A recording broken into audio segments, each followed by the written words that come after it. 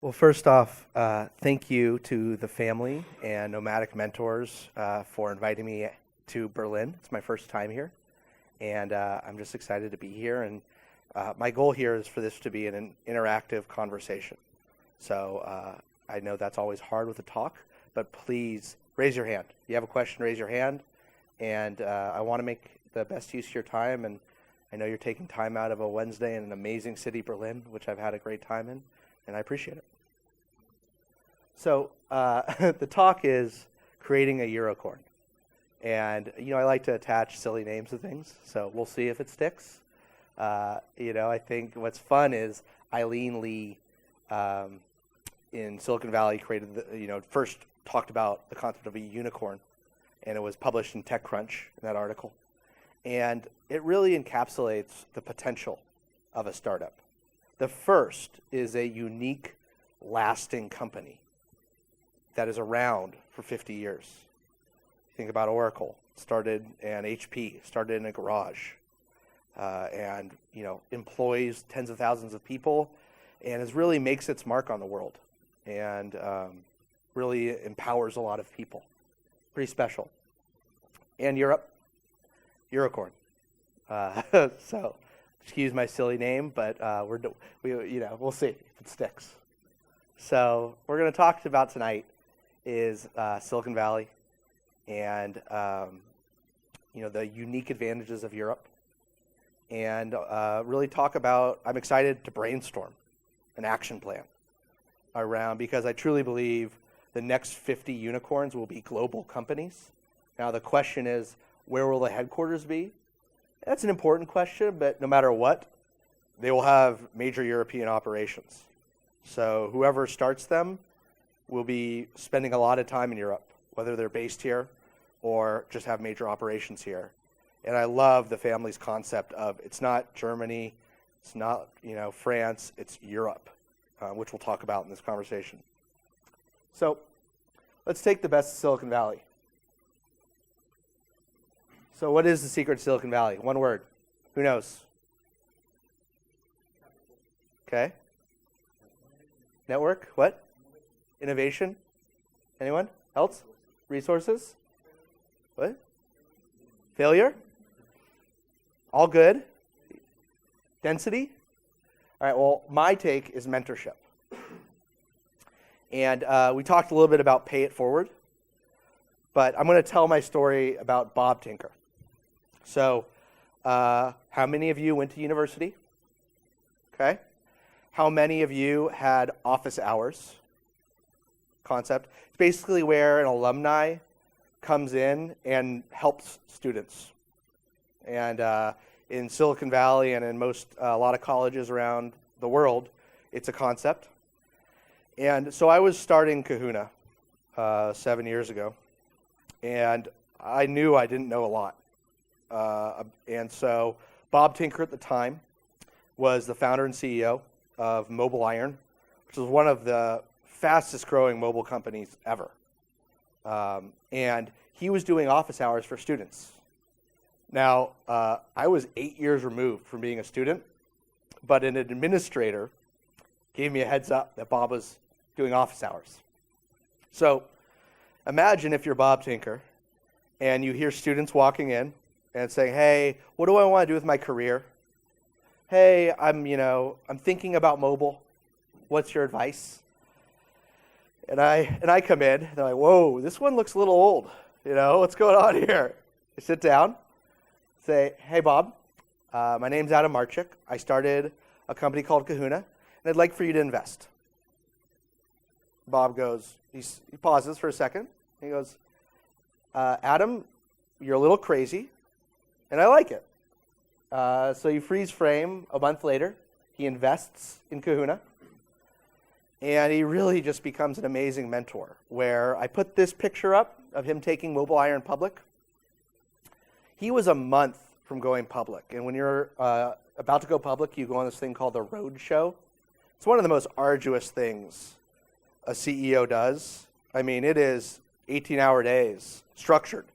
So if it's an 18-hour day structured, you can only imagine how many hours per day the CEO is spending. he met with me 7 a.m. for breakfast in the middle of his roadshow because I needed help. I mean, I can talk about commitment. And it's that mentorship in Silicon Valley that is just so amazing, because as a founder, you're supposed to do things you've never done before extremely well. And the only way to do it is to learn from others. I'll tell you another story. Who here, as a founder or as an early employee, has had to say no to their first customer? Anyone? So it's hard. It's really hard because you work so hard to get that initial person to say yes. And then when you have to say no, it's painful. So at Kahuna, I'll never forget, I worked and sold into this gaming company. We sold personalized push notifications and email for mobile applications, and we got into this gaming company. Really good one. And they said, all right, we're going with Kahuna. And then who here knows what procurement is? So procurement is a function in a company whose sole goal is to negotiate with vendors. And so I got introduced to the procurement person. And, I know how to build products and hopefully create companies. I don't know anything about procurement. And I was supposed to negotiate the contract. And who do you think won? I got, what's the German word for hosed? Anyone? What is it? I was taken to the cleaners.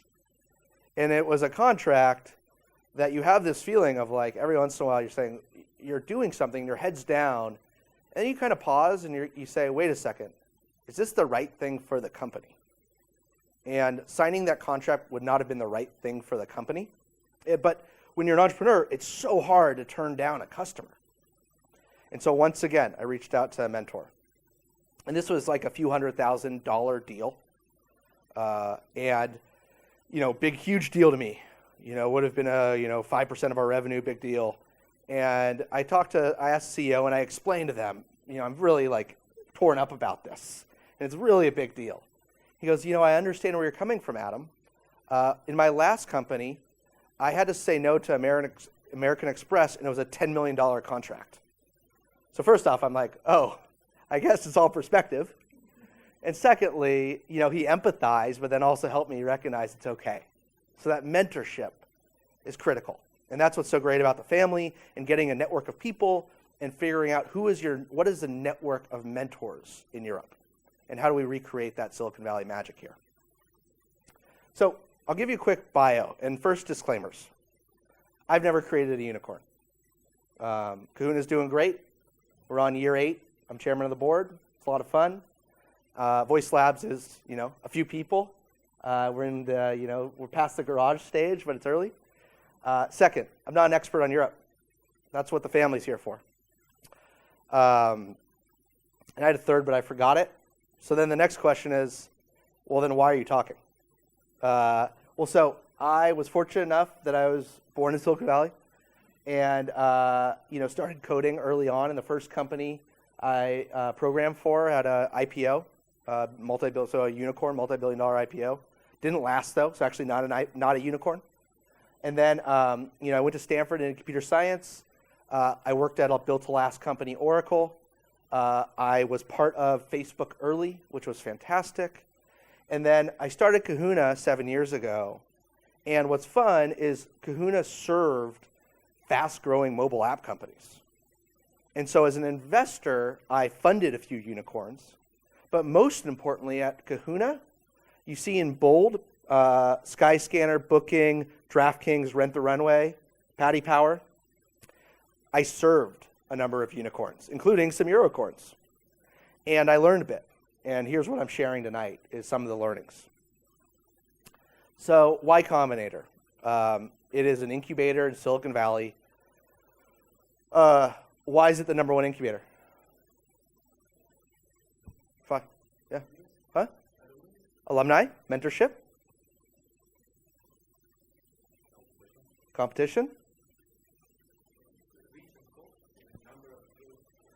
Yeah. Visibility? Yeah. Okay, yeah. seeing it before and being willing to take a chance?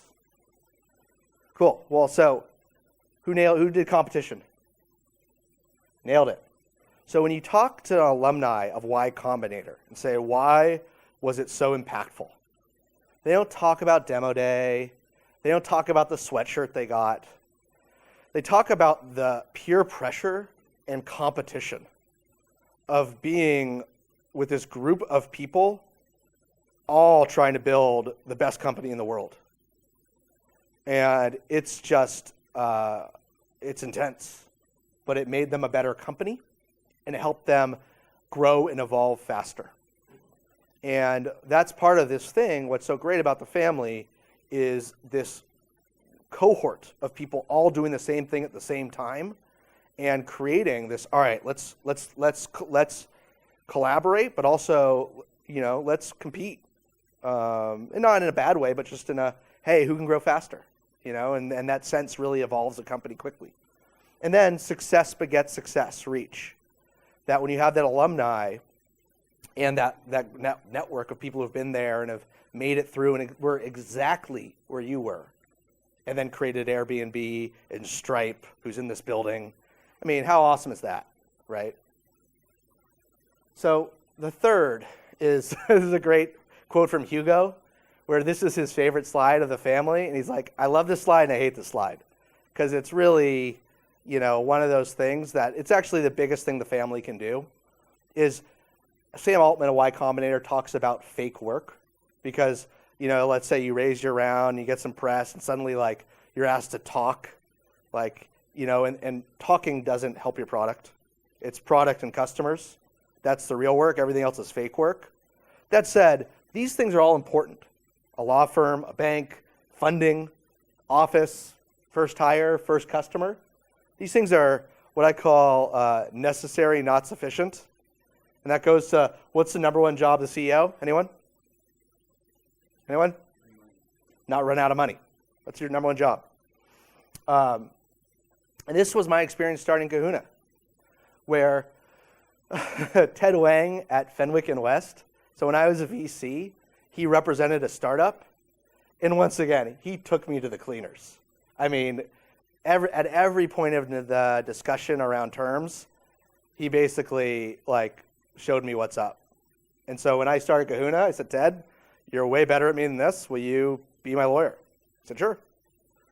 Bank, Rod Werner and I have been buddies for 12 years. He's now at City National Bank. 1-minute phone call where he said, yep, I'll set up an account and I'll be generous on, low fees because you're getting started. Initial funding, this is really rude, but I just got lucky where SoftTech VC, Jeff Clavier, who I think is in Paris right now at Le Web, and Charles Hudson, who I went to Stanford with, were at SoftTech.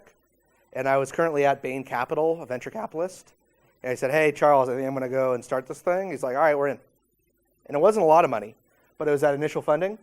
To get free office space, it took 2 beers. By the second beer, Dave Bergeron at T3 said, hey, crash at my place. First hire, credit to my co-founder of Kahuna, Jacob Taylor, who had built Sugar CRM before. And he's like, oh, I have a great guy we should hire. And first customer. This was Scott Cannon of Mailbox, which got bought by Dropbox. He's like, I'll give it a shot, and let's not mince words. He knew it was just kidding. It wasn't the best product in the world yet, but he saw potential. And that velocity of company creation is really helpful. I would argue the first customer and first hire, that's core work, and funding, core work. And the faster that can happen, the more rapidly companies get created. So one of the takeaways is how do we increase the velocity or at least support the velocity here? Because it helps. So next staff. First off, any questions about Silicon Valley? It's a big topic. We can have dinner. We have dinner, so we can talk about that as well. Any burning questions? What do you need a bank? You got to put your money somewhere. You put it in a couch. Where they can do one?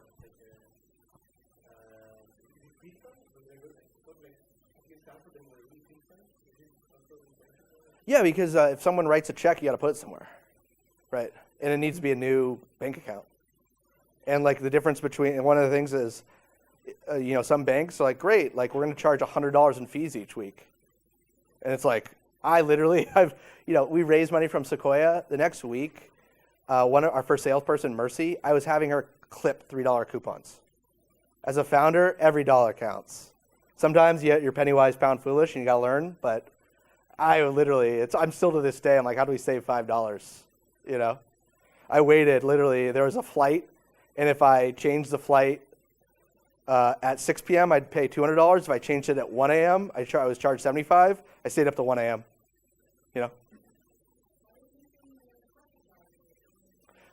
Oh, yeah, I think, you start with lawyer and bank, and then kind of year 3, 4. Or month 9, excuse me. It's like that first year, you got to do your taxes, get some help. Any other questions? The family, where's Balthazar, or Lou, like, what's typical? Good question. Post it on the meetup group. Let's see if anyone responds. That's one of the things that when I was a venture capitalist, like venture capitalists can be really helpful in increasing the velocity of this stuff. So that's one of the great things a VC can do. That's kind of a layup for them because they work with 30 companies. First, I only worked with 1. Cool. All right, let's keep it rolling. All right, unique advantages. Come on, clicker. All right, biggest advantage. One word. Who knows it? Shout it. Don't be bashful. Nailed it. You read the slides before? So talent in many cities. This is really hard in Silicon Valley. I mean, part of the reason we raised $60 million for Kahuna was we were doing big data, machine learning, AI. These people are not cheap. And they're deserving, but they're expensive. It's exciting that I was talking with Roger Ehrenberg at IA Capital Advisors, great VC based in New York. He's like, hey, there is some artificial intelligence expertise coming out of the UK, Cambridge, Oxford, Imperial College. That's exciting. I'll ask actually another question. Who here knows what's one of the hottest, it's kind of not fair, one of the hottest tech companies or tech cities in the US right now? It's not on either of the coasts. Anyone? Was it Minneapolis? Good one? Kansas? Nope. Pittsburgh. Why Pittsburgh? Carnegie Mellon autonomous driving expertise. Uber just opened. Google just opened. If I were geography ambivalent, I'd move to Pittsburgh, or in the U.S. because it's going to be. It's growing like a weed. So in the same way, we're going to have centers of excellence here, and there's a real opportunity. My current company, VoiceLabs.co, does voice analytics for Amazon Alexa and Google Assistant, and soon Microsoft Cortana and IBM Watson. I was at a meetup last night for voice developers. There was a ton of people there. It's one of the most vibrant meetup groups in the world for voice. So I'm excited for hopefully Berlin to be a center of excellence for voice, and I get to come back. And it's fun. So Roger, credit to him for talking through this with me.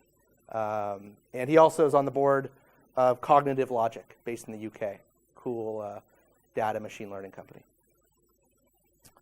Second biggest advantage, many markets close by. Now, this is a blessing and a curse, right? And it's one of those things where I'm not going to say, hey, Europe's utopia. It's really nice to be in the US, and there's a massive market, in a 5-mile radius in Silicon Valley. Our first 20 customers, most of them were drivable. Actually, that's not true. My 7th customer was Booking.com. The reward I got for that was a standing Monday morning 5:30 a.m. call. So I don't recommend it. People are talking about like, hey, my first 5 customers, should I get someone from the US? Like, only if you don't like sleeping. It's like, look local for your first 5 customers because you're going to have to work with them and you're going to have to be available. And it's not fun to do 5 a.m. Skypes. That's not, no one honestly says that's fun. And now this is company 3, sleep matters. You make bad decisions when you're tired. Lou saw it. The family has this great apartment, and we're scaling Voice Labs. So at 2:30 a.m., I was on this call, and thank goodness for my co-founder, Alex, where it's like, Adam, you don't have to talk anymore. I know you can't think, so just listen. And by 3 a.m., I got to go to bed, and you're just not making good decisions at 3 a.m. And so going back, the biggest thing to scaling is product market fit.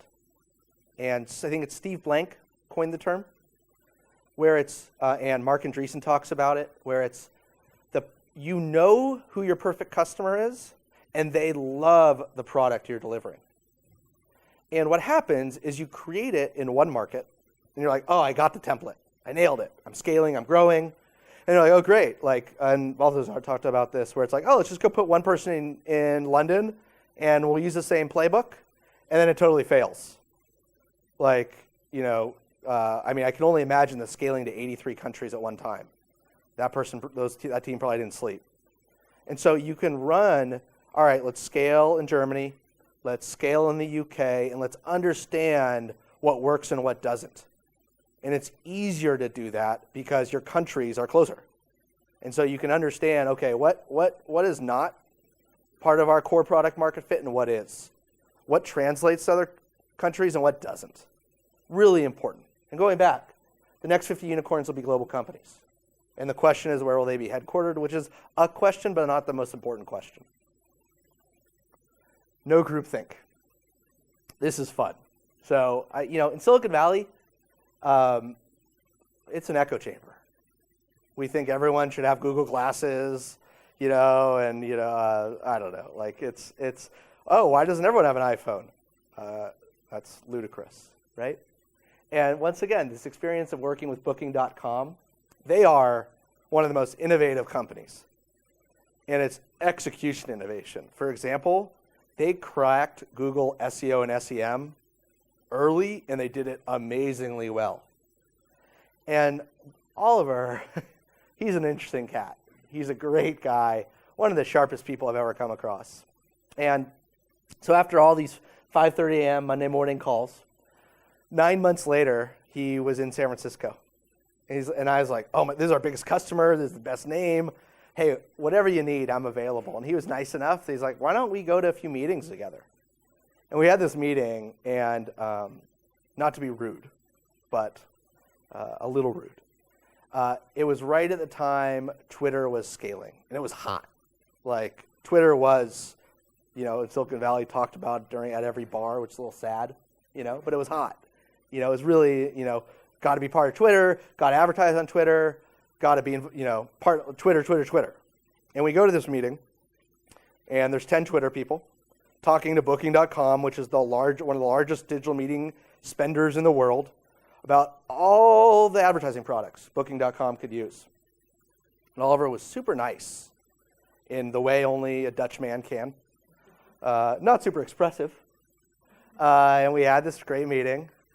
And he was very nice, said, let's keep in touch. And we come out of the meeting, and he goes, none of those products will help me.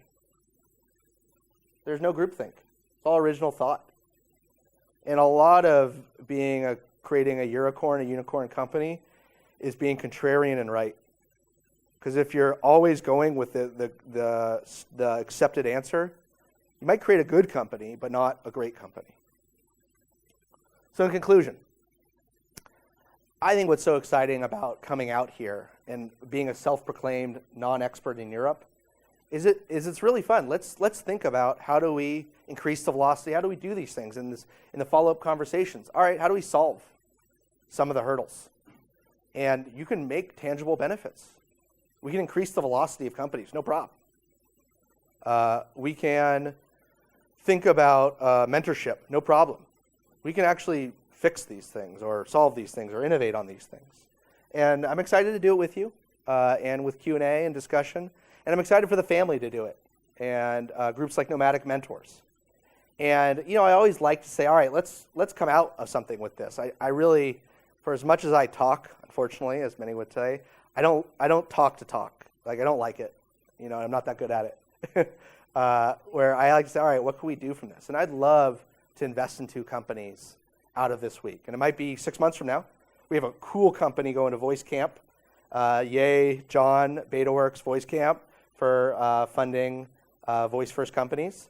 So it might be them, it might be, but part of it is, and I am not a professional investor. I'm an angel investor that makes one investment every quarter. But I'm excited to potentially invest here because I do believe in global companies. And whenever I see a European company funded by Sequoia, it's usually like going to be a huge home run because like Truecaller and then an Australian company, Atlassian, they're funded by Excel.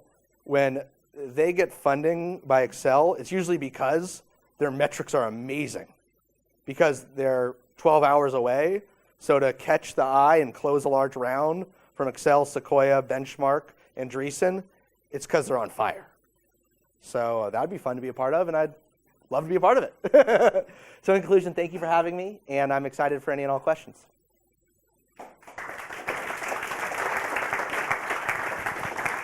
So what are you looking for as an angel investor? Yeah, so the first is I'm probably only going to invest if the family invests. So we start there. Because, for example, I don't want to get up at 4 a.m. a lot, So the one thing I can't be is like always available to a European company because I do need to sleep. And my priority 1 through 10 is voice labs right now.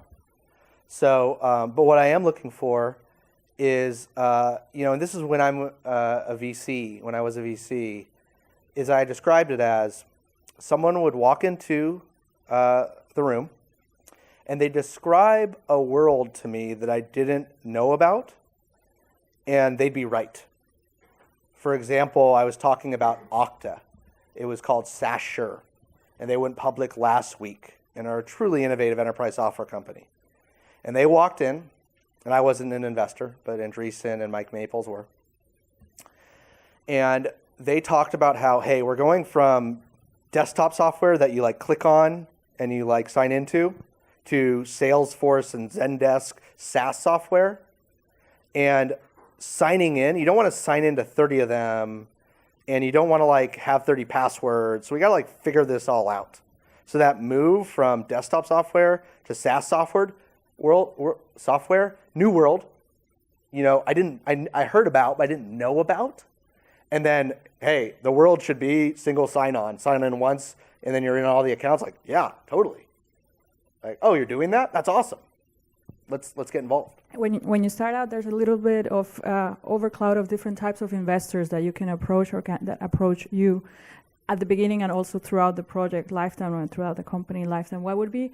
I know that it's really depending on the type of company, but do you have any kind of advice on what is exactly the constellation that you should be looking at in types of investors?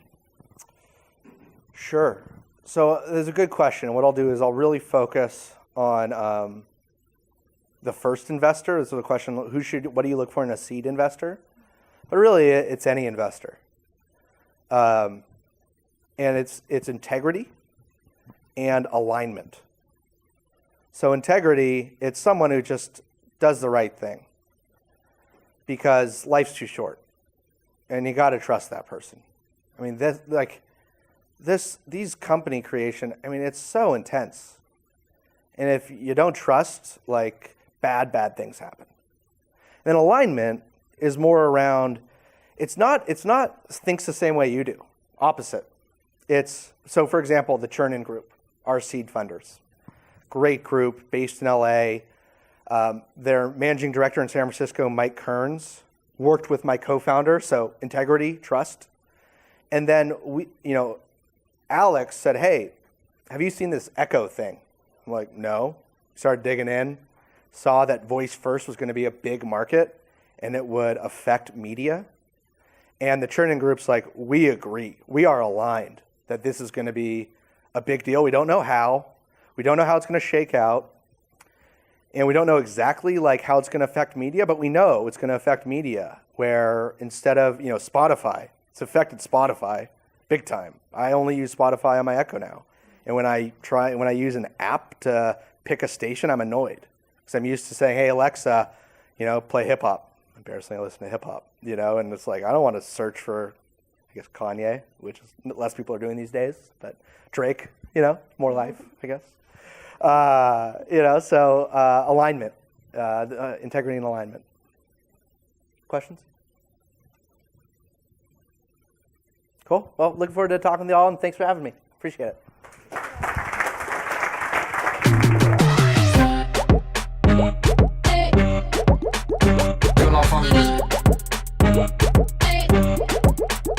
Que la famille.